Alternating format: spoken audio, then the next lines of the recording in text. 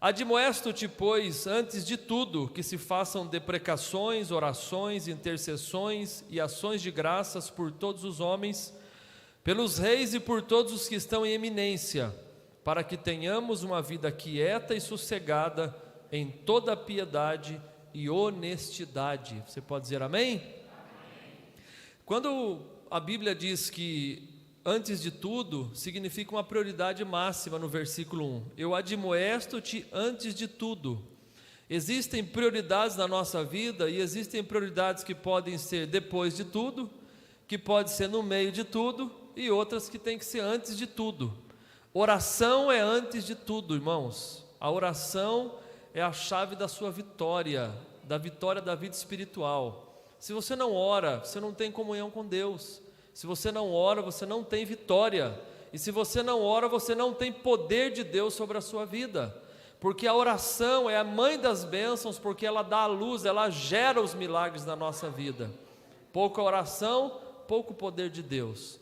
Nenhuma oração, nenhum poder de Deus. E muita oração, muito poder de Deus. E ele orienta Timóteo, e o Espírito Santo orienta cada um de nós, para a gente orar de 4 formas que aparecem as palavras. Alguns vão dizer que é sinônimo, mas na verdade não é. Na tradução do Data Show diz súplicas, e na minha tradução diz deprecações, que é a mesma coisa. É um pedido de obtenção de graça ou favor. Súplica é um pedido de um juiz feito a outro em um documento a pedido de encaminhamento. Ou seja, nós precisamos fazer súplicas a Deus. Súplicas. Deprecações é fazer súplicas ao Senhor. E ele diz, antes de tudo, façam súplicas ao Senhor. Mas há uma segunda palavra que o texto diz, façam orações. Perceba que está tudo no plural. Súplicas, orações, intercessões, ações de graças, sempre no plural. Não é uma oração, mas são orações. 1 Tessalonicenses 5,17, a Bíblia diz, ore sem cessar. Efésios 6,18, ore em todo o tempo. Lucas 18,1, o dever de orar sempre e nunca desfalecer. Como é que está a sua vida de oração nessa quarta-feira de culto da palavra? Se você fizer um raio-x da sua vida de oração, como ela está?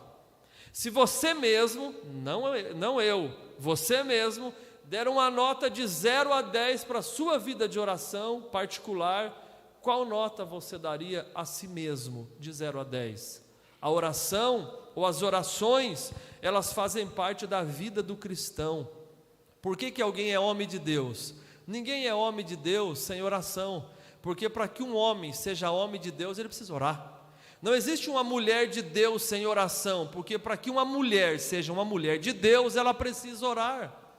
Irmãos, Isaac orou, Abraão orou, Moisés orou, Samuel orou, Jó orou, Isaías orou, Pedro, Paulo, Jesus orou. Será que você está melhor do que Jesus, que você não ora? Será que eu estou melhor do que todos os homens e mulheres da Bíblia, que eu passo o dia todo fazendo de tudo, esqueço de buscar ao Senhor? Pastor, mas eu acordo cedo. Acorda mais cedo do que se acorda, mais ora. Pastor, não posso dormir muito tarde. Fica um pouquinho a mais, mais ora. Pastor, durante o dia passa rápido. Levanta de madrugada, mais ora. Pastor, não tenho vontade. Ora sem vontade.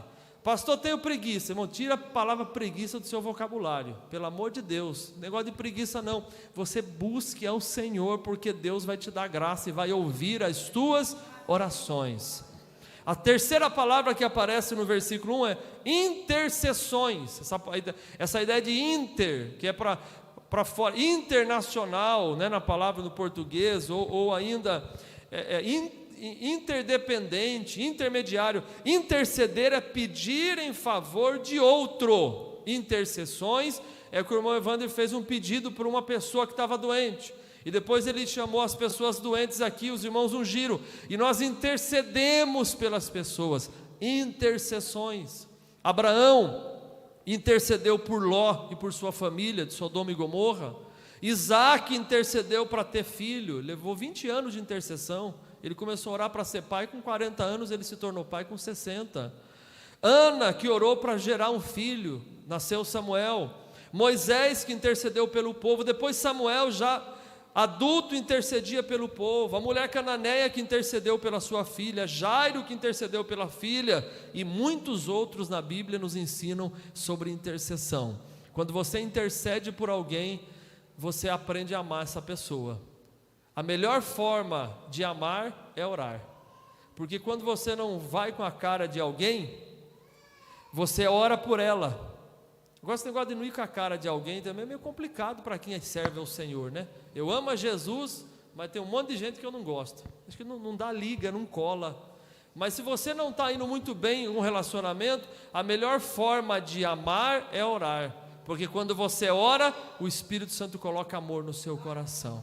Não é orar para Jesus levar a pessoa, não. É orar para Jesus abençoar a pessoa, tá? Então, Senhor, eu vou orar pela pessoa, Senhor, prepara e leva. Não.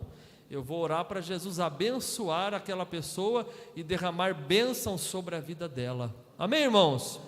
E a quarta palavra é ações de graças, porque são muitas as ações e são muitas as graças. O que Deus tem feito por você até hoje? O que Deus tem feito? Olha para trás, olha para o passado e veja o que Deus já fez. Só de você estar no culto hoje já é um grande presente. O texto diz ações de graças. Por quê? Porque os favores de Deus são muitos. E aí você pega a súplica, orações e intercessões e mistura tudo com ação de graça sempre. Nunca ore só pedindo, sempre ore agradecendo, sempre. E se possível comece a orar agradecendo, não comece pedindo. Senhor, eu estou aqui para pedir isso, para pedir aquilo outro, para pedir mais aquilo, não. Comece dizendo, Senhor, em primeiro lugar eu quero te agradecer pela vida, pelo oxigênio, pelo ar que eu respiro, pela família que eu tenho, pela saúde que o Senhor tem me dado, pelo pão na minha mesa, e você vai agradecendo, agradecendo, agradecendo, que tem hora que você esquece até que você tem que pedir alguma coisa, porque a hora passa e você passa aquele tempo agradecendo. Essa oração tem um alvo no versículo 1, é por quê, irmãos? Por alguns homens ou não? Como é que está no texto? Por todos os homens. E o que diz o versículo 2? Pelos reis, os que estão em iminência, para que tenhamos uma vida quieta, sossegada em toda a piedade e honestidade. É interessante notar que Paulo não está falando para um país democrático de direito, para uma república. Não, Paulo não está falando para uma nação, uma federação como o Brasil, onde nós temos a possibilidade de escolher as pessoas que assumem o governo do país, o governador que assume o governo do estado, o prefeito que assume o município. Paulo está pedindo para ele orar pelos reis, que na época era Nero, um dos piores reis que o mundo conheceu. Ele era terrível. Nero fez atrocidades com os cristãos. Os grandes historiadores vão dizer que quando a cidade de Roma pegou fogo, foi Nero que colocou fogo na cidade, ficou no seu palácio assistindo as casas todas pegando fogo e culpou os cristãos por isso. Os cristãos foram brutalmente perseguidos no tempo de Nero. E Paulo diz, Timóteo, você precisa orar pelos reis, você precisa orar por quem está em iminência. Em outras palavras, ore pelas autoridades constituídas. Aqui, irmãos, ele não está dizendo que eu devo orar porque eu gosto do fulano de tal, do político tal. Eu não devo orar porque eu sou do mesmo partido, ou porque eu votei ou deixei de votar. Eu preciso orar pelas autoridades constituídas, porque gostando você ou não, as autoridades constituídas são constituídas por permissão de Deus. Ponto. Permissão de Deus. Se Deus não quisesse, não estava. Se está, é porque Deus permitiu.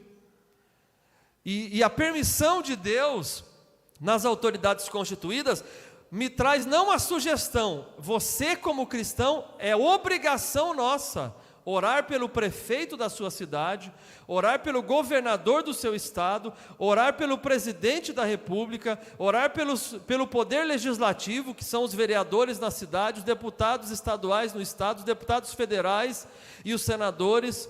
Orar para que aqueles que estão em iminência, aqueles que exercem autoridade sobre nós, o façam com as bênçãos de Deus. Para quê? O que o texto diz, irmãos? Eu oro para quê? Para que tenhamos uma vida o quê? Quieta e sossegada. Por que o Brasil está tão agitado? Porque os crentes não estão orando, porque se os crentes orassem mais, Deus poderia fazer mais coisa. Essa é a verdade. Deus não faz nada a não ser pelas orações da sua igreja. Agora, Deus pode fazer sem que eu ore? É claro que pode, Ele é Deus, mas Deus escolheu, resolveu, decidiu que o que Ele vai fazer na terra é através da oração da sua igreja. Então, se a igreja não ora, ao invés de ter vida quieta e sossegada, nós temos uma vida frenética e agitada. Ao invés de nós vivermos em piedade e honestidade, nós vivemos num país de corrupção e desonestidade, um esgoto moral. Por quê? Porque quando a igreja ora, os céus se movem e Deus nos dá uma vida quieta e sossegada. A Bíblia diz: ore pela paz de Jerusalém, porque se a cidade tiver paz, você também vai ter paz. Irmãos, vivemos dias terríveis, escabrosos. Todos nós estamos abalados. Mais uma vez, quarta-feira passada eu falei que nós estávamos abalados por uma professora que brutalmente foi assassinada. Passou uma semana, agora estou aqui de novo, dizendo que estamos totalmente alarmados por um homem que entrou numa creche em Blumenau e matou 4 crianças. Então, o país, irmão, está agitado. Satanás não gosta das nossas crianças, ele não quer que as nossas crianças tenham futuro, mas a igreja vai trabalhar ainda mais efetivamente, protegendo as crianças, orando por elas e pedindo a Deus também que venha guardar o coração das famílias que estão enlutadas nesse momento em Blumenau. Eu conheço Blumenau, conheço a cidade, um povo maravilhoso, um povo querido, uma igreja maravilhosa, crianças que estudavam lá, ou que estudam lá, muitos deles fazem parte da igreja, não é? Aqueles que faleceram, eu acho que não, mas de qualquer forma não interessa, irmãos. Quando acontece uma tragédia dessa, todos nós sentimos, é ou não é? E hoje Deus nos traz aqui para dizer: admoesto a igreja que vocês façam súplicas, orações, intercessões e ação de graça por todos, pelos reis e todos, para que tenhamos uma vida quieta e sossegada. Quem entende esta palavra, diga amém. Leiamos os versículos 3 a 8, continuando o que Deus tem para nós, o cardápio do Espírito para essa noite. 1 Timóteo 2, versículos 3 a 8. Porque isto é bom e agradável diante de Deus nosso Salvador, que quer que todos os homens se salvem e venham ao conhecimento da verdade. Porque há um só Deus, um só mediador entre Deus e os homens, Jesus Cristo homem, o qual se deu a si mesmo em preço de redenção por todos, para servir de testemunho a seu tempo. Para o que digo, ou melhor, para o que digo a verdade em Cristo, não minto, fui constituído pregador, apóstolo, doutor dos gentios na fé e na verdade. Quero, pois, que os homens orem em todo lugar, levantando mãos santas, sem ira e sem contenda. Aqui nós temos um dos textos áureos da Bíblia, no versículo de número 8, no versículo de número 3 em diante, que ensina algumas lições. Lição de número 1: Deus se agrada em salvar as pessoas e que elas conheçam a verdade do Evangelho. Olha o que diz o versículo 3 e 4: é bom e agradável diante de Deus e do nosso Salvador, que Ele quer que todos se salvem e venham ao pleno conhecimento da verdade. Jesus não morreu por alguns, Jesus morreu por todos. Apesar de que nem todos aceitam a Jesus, mas Jesus morreu por todos. Porque se Jesus não morresse por todos, alguns já estariam destinados para o inferno e não teria como eles se converterem. Mas o texto diz que Jesus morreu por todos, porque todos são carentes de Jesus e todos precisam ser alcançados pelo Evangelho, sem distinção de raça, de cor, de idade, de nacionalidade, de posição social ou qualquer outra coisa. A Bíblia está dizendo, irmãos, todos se salvem e venham ao conhecimento da verdade. Você já passou por esse texto, você pode louvar ao Senhor. Você já foi salvo e você já conhece a verdade da palavra de Deus. Você já conhece a verdade. Lição 2: Jesus é o único meio para chegarmos a Deus. Versículo 5: há um só Deus, um só mediador entre Deus e os homens, Jesus Cristo homem. Há um só Deus, subsistente em 3 pessoas, mas é um Deus só: Deus Pai, Deus Filho e Deus Espírito Santo. O Deus Pai não é maior que o Deus Filho, o Deus Filho não é maior que o Deus Espírito, o Deus Espírito não é maior que o Deus Pai. O Deus Pai não faz nada que o Deus Filho não concorde, o Deus Filho não faz nada que o Deus Espírito Santo não concorde, porque o Pai, o Filho e o Espírito Santo, eles são um, não são 3 deuses. mas são três pessoas em uma só divindade, com o mesmo propósito, com o mesmo objetivo, o Pai, há um só Deus. Agora, não há como chegar a esse Deus por meio das obras, por meio de esforço pessoal, não, unicamente através de Jesus. O que diz o versículo, irmãos? Leia para mim de novo o versículo 5 em voz alta, por favor, vamos lá no 3, 1, 2, 3, porque há, isso,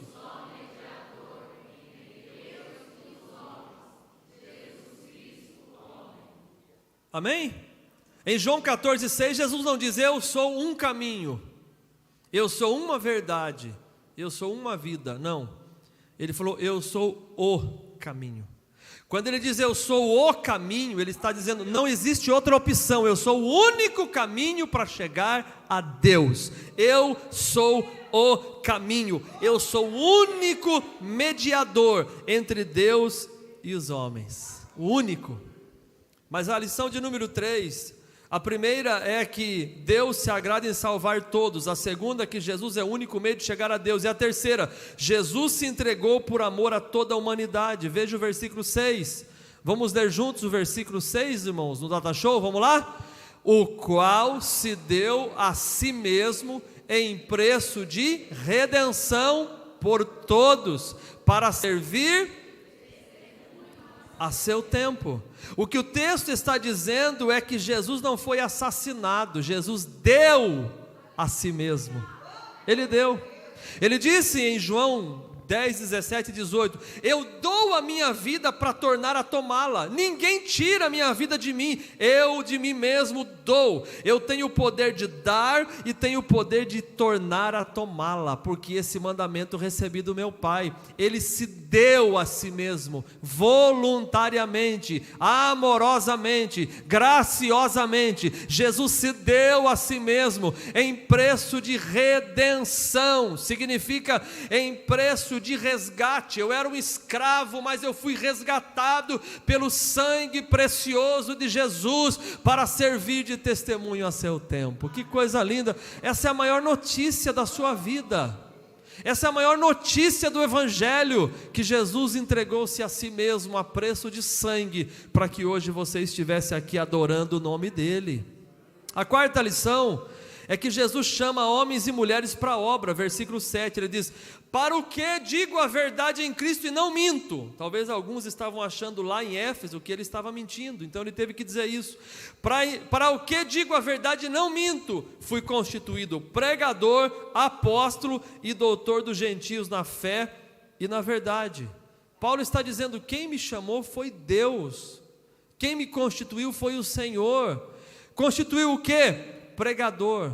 Pregador é aquele que prega a palavra. Apóstolo é aquele que é enviado para levar a mensagem. Doutor é aquele que ensina a palavra de Deus. Irmãos e irmãs, quem faz um pregador? Quem faz um ensinador? É o Espírito Santo de Deus, e nós estamos na escola do Espírito Santo de Deus nessa noite. A lição de número 5 e a última é que Jesus nos convida de novo a orar. Veja, capítulo 2, versículo 1: antes de tudo façam orações. Capítulo 2, versículo 8: eu quero que os homens orem em todo lugar, levantando mãos santas, sem ira e nem contenda. Ele começa incentivando a igreja a orar, e termina esse bloco, essa explicação, incentivando a igreja a orar. Orar aonde, irmãos? Como é que está no texto? Os homens orem aonde? Como é que está lá? Em todo lugar. Onde é que é todo lugar? No hebraico, no grego, no inglês, todo é tudo, irmão. Todo lugar. Em casa, na escola, no trabalho, na universidade, na rua, no ônibus, no carro, a pé, na bicicleta, em todo lugar eu posso ter uma vida de oração. Porque eu não preciso mostrar para ninguém que eu estou orando, eu posso orar em pensamento. É ou não é?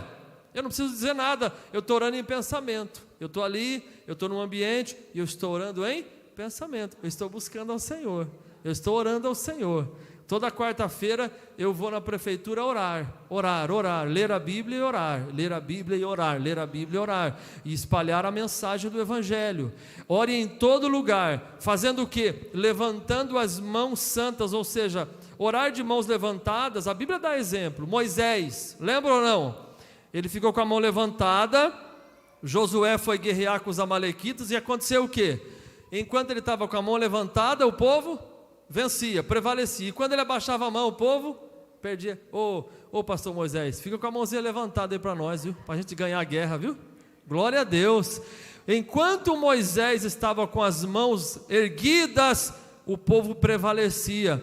Quando ele estava com a mão abaixada, o povo perdia. Salomão, na inauguração do templo, diz a Bíblia que ele se pôs de joelhos e levantou as mãos aos céus em oração. Oração com as mãos levantadas. O próprio Jesus, quantas vezes ele não levantou as mãos para colocar a mão sobre os enfermos, ou ele estendeu as suas mãos levantadas. Agora o texto diz, sem ira e sem contenda.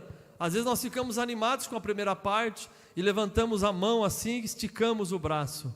Levantar as mãos, aí diz mãos santas, e fala, bom, não estou tão assim, diminui um pouco. Sem ira, sem contenda, põe a mão no bolso.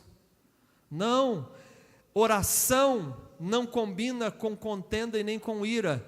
No mesmo versículo você tem oração, ira e contenda. Ou seja, se eu evito a ira e a contenda, eu consigo orar. Agora, se eu vivo irado e contendendo e brigando, é muito difícil orar. Que Deus nos ajude a viver essa palavra.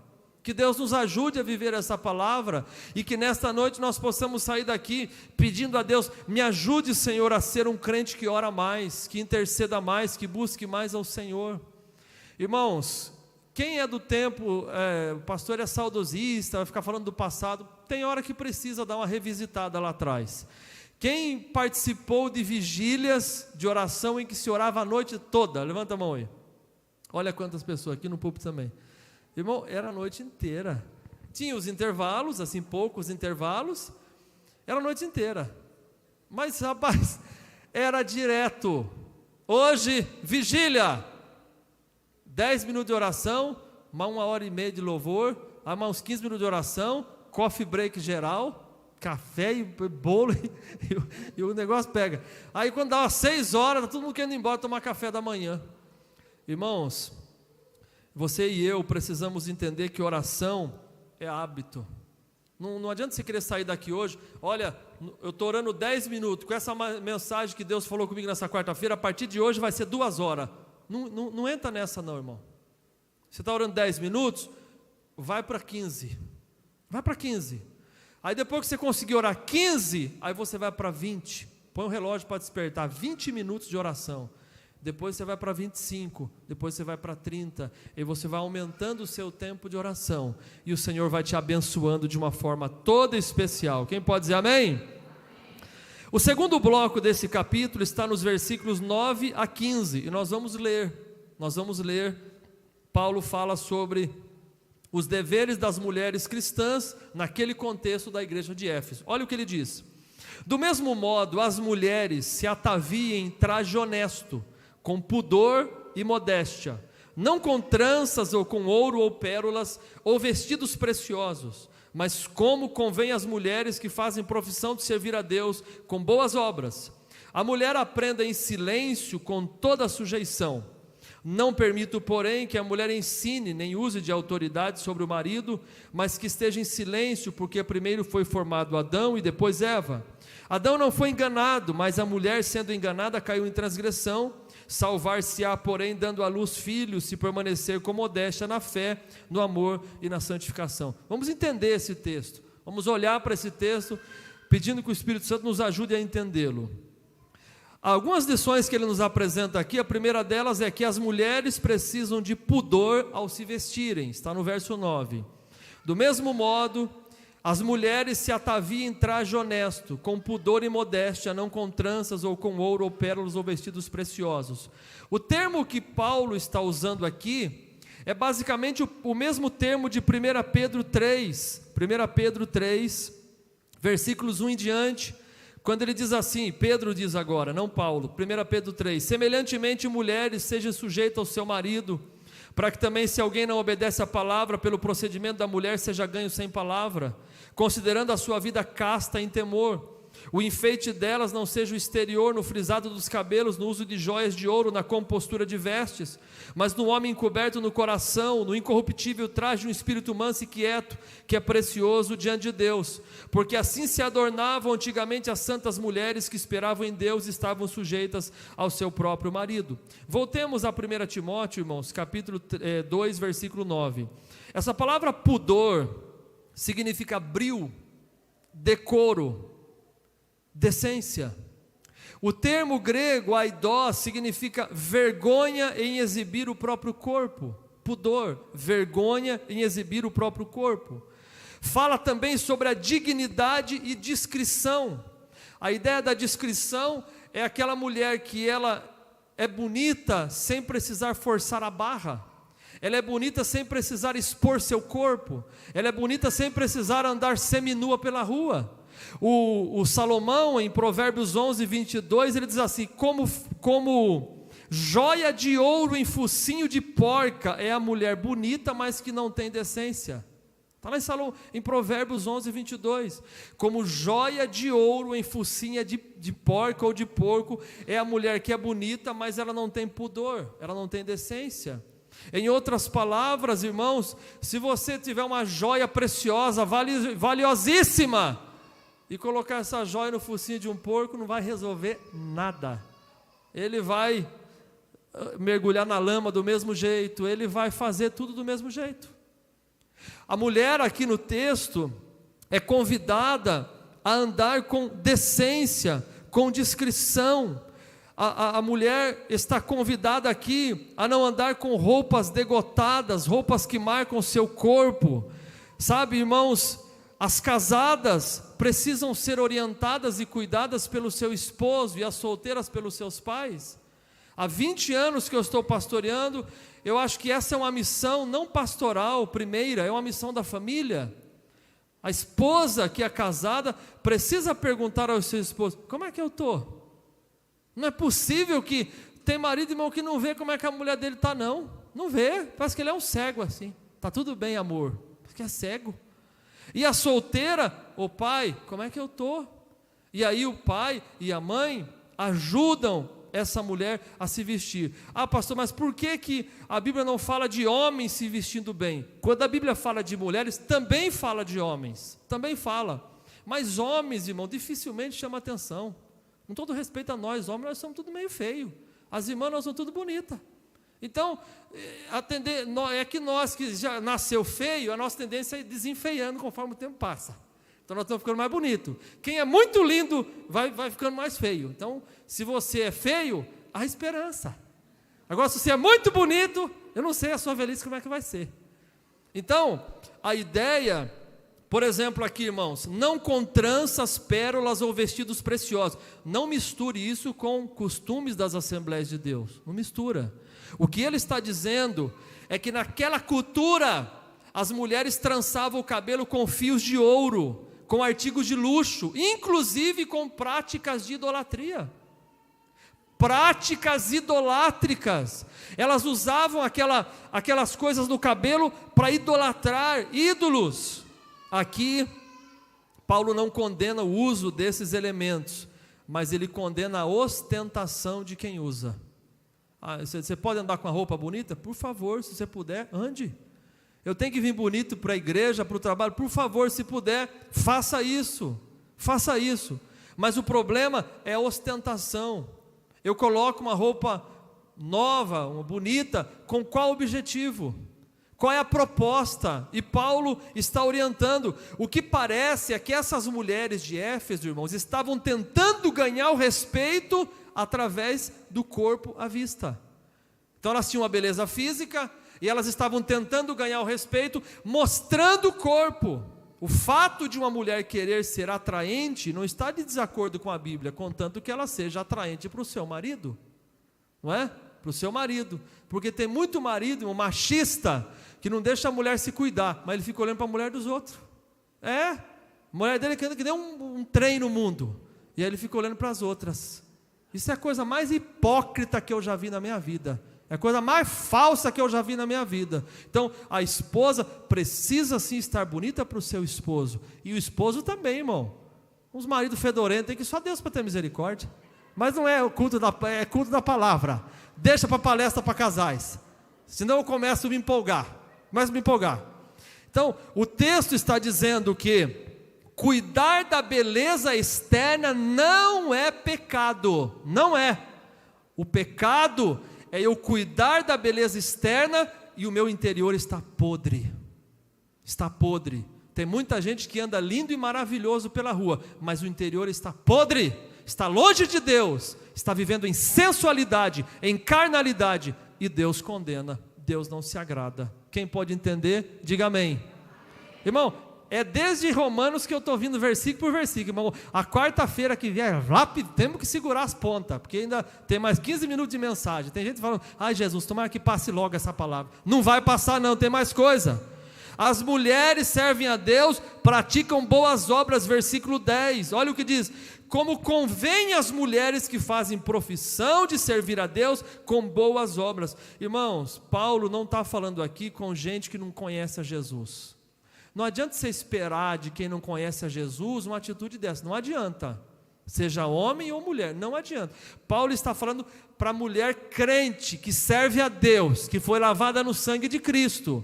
Ele está falando mulheres, está no texto, que fazem profissão de servir a Deus, Outra coisa, essas mulheres, no versículo 11 diz, precisam aprender em silêncio com sujeição. A mulher aprende em silêncio com toda a sujeição.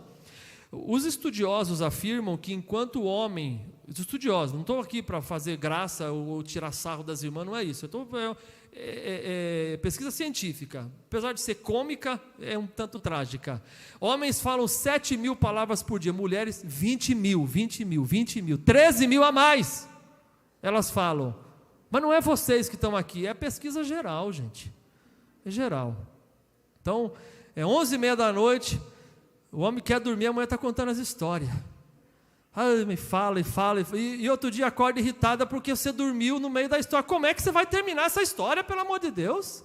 A história é infinita, e ela é cheia de detalhes, e ela é cheia de coisas, irmãos, e existem momentos naquela história que existem momentos de drama, de emoção, e o homem está dormindo, e ela está falando, pelo amor de Jesus Cristo, não acaba. Por quê? Porque o homem é 7.000, a mulher é 20, mas até terminar essa cota, é um negócio terrível. Agora, preste bem atenção nisso.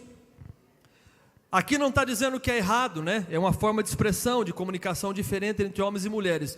O que Paulo está orientando é que a mulher exerça autocontrole e aprenda a ficar em silêncio e sujeição. Aprender é uma grande bênção. Toda vez que você encontrar na Bíblia a palavra aprenda com a palavra aprenda, porque aprender é crescer, aprender é se desenvolver. Nós precisamos entender, irmãos, o contexto social do que Paulo está falando. Ele está falando com as mulheres de Éfeso. Naquele tempo as mulheres não estudavam, elas não tinham acesso. Eu não estou defendendo, eu acho isso terrível. Demorou para as mulheres, por exemplo, votar. Depois de muitos anos que as mulheres tiveram o direito de votar. Graças a Deus por isso, pelo espaço que as mulheres conquistaram. Naquele tempo, elas eram, infelizmente para a sociedade, elas não tinham conhecimento nenhum, experiência nenhuma, e tinha muitos falsos ensinos, está lá no capítulo 1, falsos doutores, e elas queriam sobressair ao marido, sobressair aos obreiros, e queriam ensinar, e não tinham capacidade intelectual, emocional e nem espiritual, elas não tinham. Então Paulo diz, eu peço que a mulher, nesses casos, como não tem essa experiência para combater os falsos mestres, Timóteo, não coloque essas mulheres em posição de liderança se elas não estão preparadas. Irmãos, esse princípio é válido para hoje, para homens e mulheres. Se a pessoa não tem preparo, condições de assumir uma função de liderança, ele não pode assumir, porque ao assumir não vai conseguir dar conta. A nossa capacidade vem de Deus, mas nós precisamos buscar capacitação. Então, é um princípio que vale para nós. Mas pastor, ele não está proibindo as mulheres de falar? Paulo era contra as mulheres porque ele não era casado, né? Eu imagino que ele não era casado, porque em nenhum momento das suas cartas consta que ele era casado. Mas, irmãos, Paulo foi um dos homens que mais valorizou as mulheres. Quando você olha Romanos 16, ele cita diversas e diversas mulheres que trabalharam no Evangelho. Provavelmente ele estava proibindo as mulheres efésias e não todas as mulheres para ensinar. E esse texto, irmãos, nós temos que ler observando o contexto. Eu não posso pegar a mulher não pode ter trança. A partir de hoje, quem fizer trancinha no cabelo aqui não toma ceia. Isso é uma ignorância, irmão. Nossa, os nossos pastores ensinou dessa forma. O texto sem contexto é um pretexto. Já viu aquela pessoa que diz assim, não estou dizendo que está totalmente errado, mas todo dia, onde eu abrir vai ser aqui. É aqui que Deus vai falar. Irmãos, isso aí é preguiça de ler a Bíblia muitas vezes.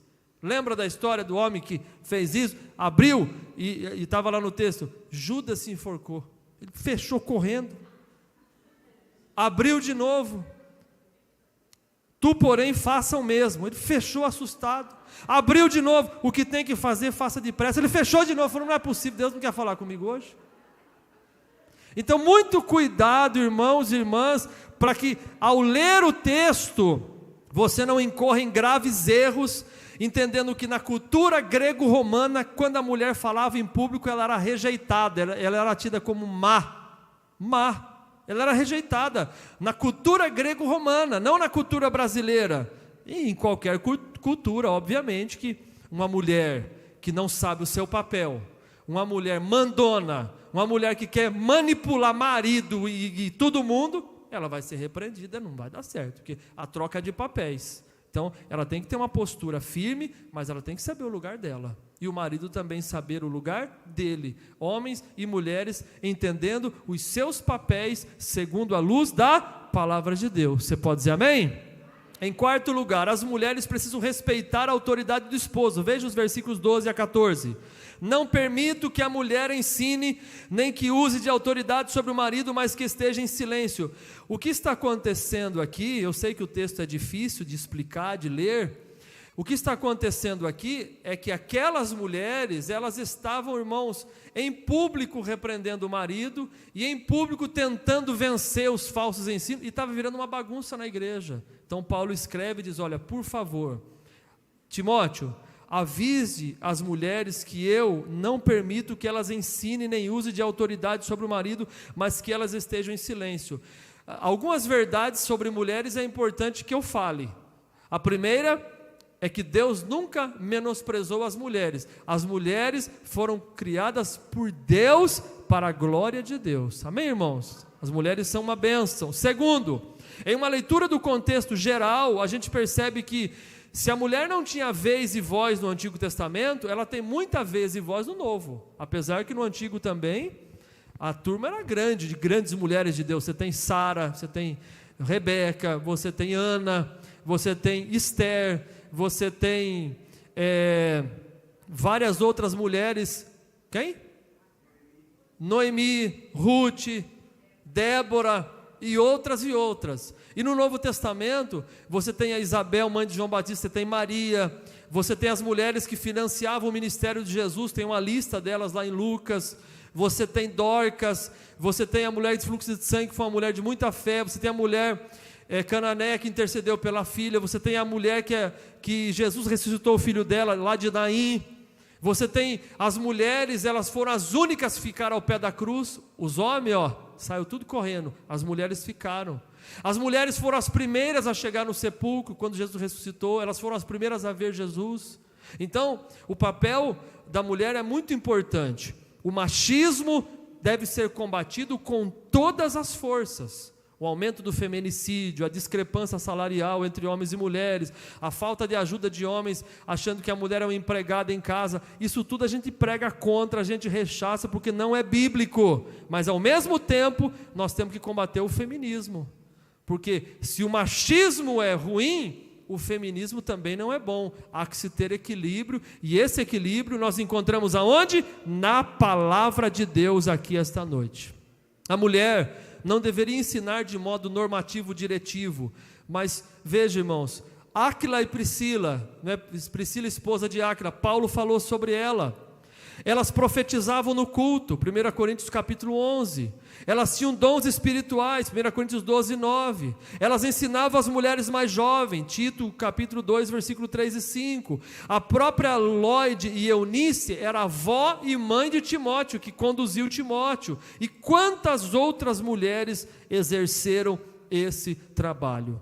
Aí ele diz assim, porque primeiro foi formado Adão e depois Eva. Não está menosprezando a mulher, ele está relatando o que aconteceu. Ou em Gênesis, o que a Bíblia diz em Gênesis? Primeiro, Deus fez o homem e depois de uma de suas costelas ele fez a mulher. Inclusive, eu falava esses dias com um amigo, dizia, se você for para Gênesis assim, e o homem colocou o nome em todos os animais, e então dormiu e Deus fez a mulher. Falei, graças a Deus, irmão, porque se a mulher já tivesse em vida para dar nome para os animais, seria uma salada tão grande, irmão, que aí vai dar opinião. Irmão, girafa ia chamar coelho, cachorro ia chamar gato, ia virar um trem no mundo. Então, espera aí um pouquinho para nós criar vocês. Dá um nome para a turma aí. Deu o nome? Agora nós vamos fazer ela. E você dorme para não ficar dando opinião também. Aí o homem dormiu, aí Deus tirou de suas costelas e fez a mulher. O homem é só um rabisco, a mulher é o desenho que Deus realmente quis fazer. Amém? Obrigado pelas palmas. Meu irmão, o negócio é sério. As mulheres de Deus devem demonstrar fé, amor e santificação. E aqui a gente encerra. Coloca no versículo 15, por favor, para nós. Vamos ler juntos, irmãos, toda a igreja, vamos lá? Salvar-se-á, porém, dando luz a filhos, se permanecerem com sobriedade na fé, no amor e na santificação. Diga comigo, fé, amor e santificação. Esses 3 ingredientes nós vamos levar para casa nesta noite. A fé em um Deus todo-poderoso, o amor intenso por Jesus e pelas pessoas, e a santificação, que é o afastamento do pecado e a aproximação do Espírito Santo de Deus, que é o nosso Salvador. Que Deus nos ajude a viver esta palavra, que Deus nos ajude a praticar esta palavra, e que nós possamos, irmãos, sair daqui esta noite com o nosso coração entendendo e compreendendo que Deus nos valoriza, que Deus quer o nosso bem, que Deus quer abençoar homens e mulheres, e que as bênçãos de Deus virão sobre nós, quando nós permanecermos na fé, quando nós permanecermos no amor, e quando nós permanecermos na santificação.